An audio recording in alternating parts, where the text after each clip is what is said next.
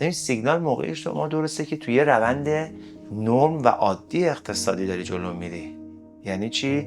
شرایط اقتصادت مشخصه، حالا درست تصمیم میگیری که چه موقعی قرار افزایش پیدا کنه، کاهش پیدا کنه و این بسته سیگنالا به چه شکله. ولی ما تو شرایط نرمی قرار نداریم که هیچ کسی، یعنی هر کسی که بگه دروغ محضه.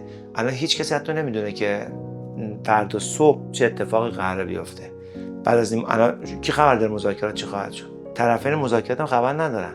و کی میخواد چه جوری میخواد تصمیم بگیره که تو شرایط اقتصادی داره؟ من اینو میگم.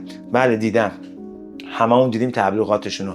ما رو دنبال کنید و این کارو بکنید، آموزش میدیم، نمیدونم اینقدر پول بریزید، من نمیدونم فلان میکنم. نه، دروغ محض. واقعا اینکه قابل تشخیص باشه برای هیچ مرجع قابل تشخیص نیست. تضمین میکنه؟ کسی این کارو تضمین نمیکنه، پس داره دروغ میگه.